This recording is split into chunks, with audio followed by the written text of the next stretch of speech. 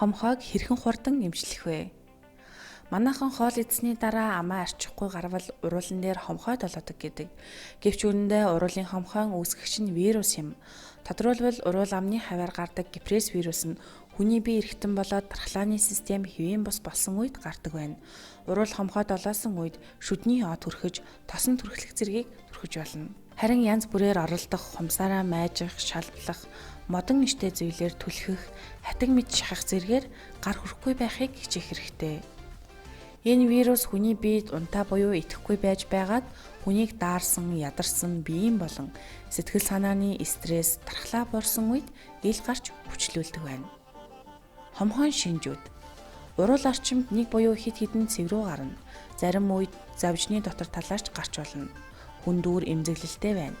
Цэврүү орчмын арьс улаасан, бохир бол халдвар орж цэврүү идэлж болдог. Цэврүү хатаж шардуу өнгөтэй тав үүсч хатаж идэгрэн. Ойролцоогоор 7 хоногийн дотор эдгэрдэг. Оншилгоог энгийн хүмүүс ч оншилж чадна. Хомхойн эмчилгээ. Хутганы иш халааж цэврүүг хайрдаг байсан. Энэ нь вирус халууны нөлөөнд амархан өвтгтэй холбоотой гарсан эмчилгээ юм. Гэвч вирусыг устгаж өвчнийг түргэн эдгэх арга гарсан учраас энэ аргыг хэрэглэхээ болсон байна. Нэгдүгээрт эрүүл ахуйн хувьд хүн өөрөө цэвэр байх хэрэгтэй. Хоёрдугаарт гараа байг угааж байх. Гуравдугаарт гарсан цэврүүг оролдож хагалах хэрэггүй. Учир нь цэврүү дотор вирус байх бөгөөд хагалах үед урссан газраа дахин гардаг байна. Мөн ус хүргэж угааж болохгүйг анхаар. Ус хатаж байгаа таванд байгаа вирусын усны тусламжтайгаар өөр шинэ газар хүргэж дахин гарах нөхцөлийг бүрдүүлдэг байна.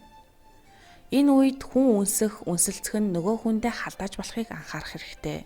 Мөн гоо сайхны тос, будаг, сахлын хөөс хэрэглэх үед цэврүүг хагалах, зохи сормос зэрэгт халдвар оруулахаас болгоомжлох хэрэгтэй. Орчин үед хомхойн зориулалт бүхий юм олноор гарсан нь амархан эдгэх боломжийг бий болгосон юм.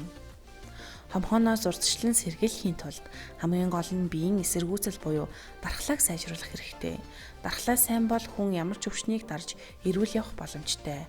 Хоол унд хувцас зөв тохируулан ажил амралтын дэглэмээ зохицуулах нь чухал юм.